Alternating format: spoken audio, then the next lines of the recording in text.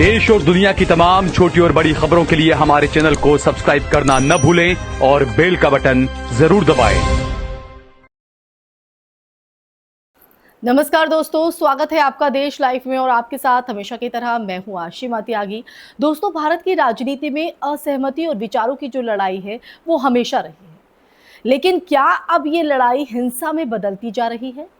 जम्मू कश्मीर के पूर्व मुख्यमंत्री और नेशनल कॉन्फ्रेंस के वरिष्ठ नेता फारूक अब्दुल्ला पर हाल ही में हुआ हमला इसी डरावनी हकीकत की तरफ इशारा करता है। दरअसल जम्मू के ग्रेटर कैलाश इलाके में एक शादी समारोह में शामिल होने गए फारूक अब्दुल्ला पर अचानक गोली चला दी गई। और ये जो घटना है वो सिर्फ एक व्यक्ति पर हमला नहीं थी, बल्कि उस लोकतांत्रिक माहौल पर भी सवाल खड़े करती है जिसमें नेताओं को खुलेआम निशाना बनाया जा रहा है। अब सौभाग्य से वो इस हमले में बाल बाल बच गए, लेकिन इस घटना ने सुरक्षा व्यवस्था, राजनीतिक माहौल और समाज में फैलती नफरत को लेकर गंभीर चिंताएं जो हैं वो पैदा करती हैं। तो क्या है वो चिंताएं और क्यों इस तरह की घटना यहां पर देखने को मिल रही है और क्यों ये सवाल आज खड़ा हो रहा है, ये तमाम पहलू पर होगी बात। लेकिन उससे पहले आप लोगों से अपील, इंसाफ की आवाज को बुलंद करने के लिए और सच्ची पत्रकारिता के लिए हमारा यानी देश लाइव का सहयोग करें। साथ ही डिस्क्रिप्शन में दिए गए लिंक को ओपन कर ज्वाइन बटन दबाकर आप हमसे यानी देश लाइव से सीधा जुड़ सकते हैं। दोस्तों चर्चा को आगे बढ़ाते हैं और उन तमाम पहलू पर बात करते हैं जिसके जरिए हम सच की तह तक पहुंचेंगे। दरअसल जानकारी के मुताबिक ये जो हमला है तब हुआ जब फारूक अब्दुल्ला जम्मू के एक वकील की शादी में शामिल होने पहुंचे।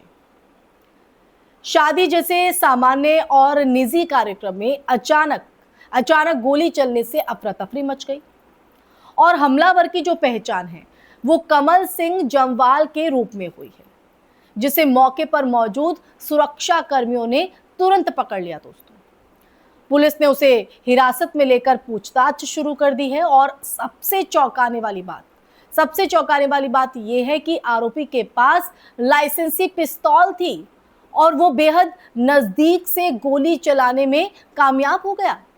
ये घटना इसलिए भी गंभीर मानी जा रही है दोस्तों, क्योंकि फारूक अब्दुल्ला एक Z+ श्रेणी की सुरक्षा वाले नेता हैं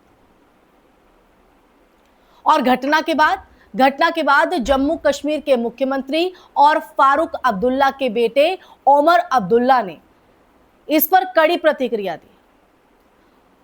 उन्होंने सोशल मीडिया पर लिखा कि अल्लाह की मेहरबानी से उनके पिता सुरक्षित हैं, लेकिन इस घटना ने कई गंभीर सवाल खड़े कर दिए हैं। दोस्तों, उनका कहना था कि एक व्यक्ति लोडेड पिस्टल लेकर Z+ सुरक्षा वाले नेता के इतने करीब कैसे पहुंच गया।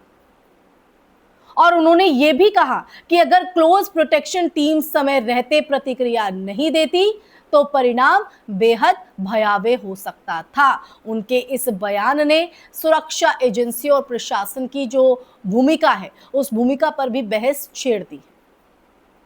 आरोपी कमल सिंह जमवाल के बारे में जो जानकारी सामने आई है दोस्तों, वो इस घटना को और ज्यादा चिंताजनक बना देती है। वो जम्मू के पुरानी मंडी इलाके का रहने वाला है और पहले राजनीति में काफी एक्टिव रहा है। उसकी जो सक्रियता है वो दिखाई पड़ती रही है। वो कभी Jammu and Kashmir national panthers party से जुड़ा रहा और उसी पार्टी के टिकट पर वार्ड नंबर 11 से कॉरपोरेटर का चुनाव भी लड़ चुका है।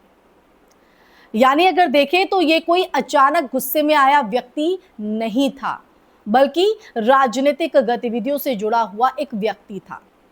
यानी यहां पर भी एक तरह से हम कह सकते हैं कि ये स्ट्रैटेजी थी। पुलिस सूत्रों की बात करें तो उनके मुताबिक पूछताछ में उसने ये दावा किया है कि वो करीब 20 सालों से फारूक अब्दुल्ला की हत्या करने का मौका तलाश रहा था। उसने पुलिस को यह भी बताया कि जब उसे ये पता चला कि उसके रिश्तेदार की शादी में फारूक अब्दुल्ला भी आने वाले हैं, तो उसने इसे अपने लिए सबसे सही मौका समझा। शादी में मौजूद भीड़ और शोरगुल के बीच उसने अपनी लाइसेंसी पिस्तौल साथ रखी और मौका मिलते ही गोली चला दी। दोस्तों ये जो बयान है वो सुरक्षा एजेंसियों के लिए इसलिए भी परेशान कर रहा है क्योंकि ये दर्शाता है कि हमलावर लंबे समय से एक राजनीतिक नेता की हत्या की योजना बना रहा था। अब देखिए इस घटना ने एक और बड़ा सवाल जो है वो खड़ा किया है। क्या भारत में राजनीतिक मतभेद अब व्यक्तिगत हिंसा में बदलते जा रहे हैं? इतिहास गवाह है कि जब राजनीतिक विमर्श में कट्टरता और नफरत बढ़ती है ना, तो उसका जो असर है वो समाज पर भी पड़ता है। और दुनिया के कई देशों में ऐसा देखा गया है कि जब राजनीतिक भाषा में लगातार उग्रता आती है तो कुछ लोग इसे हिंसा के औचित्य के रूप में देखने लगते हैं। और यही वजह है कि लोकतंत्र में राजनीतिक असहमति जो है को कहीं ना कहीं संस्थागत बहस और चुनावी प्रक्रिया तक सीमित रखने की जरूरत होती है। तो फारूक अब्दुल्ला पर हुआ ये जो हमला है वो कई स्तरों पर अगर हम देखें चेतावनी देता है। पहला, ये सुरक्षा व्यवस्था की गंभीर खामियों को तरफ कहीं ना कहीं इशारा करता है। दूसरा, ये बताता है कि राजनीतिक ध्रुवीकरण किस हद तक समाज को प्रभावित कर सकता है। और तीसरा, ये लोकतांत्रिक मूल्यों की रक्षा की आवश्यकता को और ज्यादा स्पष्ट करता है। दोस्तों, जब किसी भी नेता पर सिर्फ उसकी राजनीतिक पहचान या विचारों की वजह से हमला होता है तो ये लोकतंत्र की बुनियादी भावना के लिए कहीं ना कहीं खतरे की घंटी बन जाता है।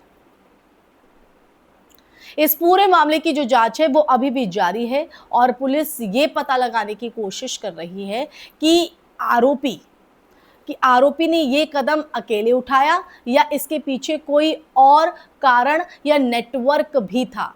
लेकिन इतना साफ है कि ये जो घटना है वो केवल एक आपराधिक वारदात नहीं बल्कि एक ऐसा संकेत है जिसे गंभीरता से समझाने की और समझने की भी जरूरत है। क्योंकि जब राजनीति की बहस बंदूक की आवाज में बदलने लगे तब ये सिर्फ नेताओं की सुरक्षा का मुद्दा नहीं रह जाता है, ये पूरे समाज की दिशा और लोकतंत्र के भविष्य का सवाल बन जाता है। तो दोस्तों, इसी के साथ इस चर्चा में फिलहाल के लिए बस इतना ही। सच जानकर आपके मन में क्या विचार है, आपकी क्या प्रतिक्रिया है और आप क्या समझ पाए हैं, कमेंट सेक्शन में कमेंट करके जरूर अपनी राय साझा कीजिएगा। इस वीडियो को ज्यादा से ज्यादा शेयर कीजिएगा। हमारे चैनल देश लाइव को सब्सक्राइब कीजिएगा। फिर हाजिर होंगी ऐसी ही चर्चा लेकर। तब तक के लिए अपना ख्याल रखिए। जय हिंद, जय भारत, नमस्कार।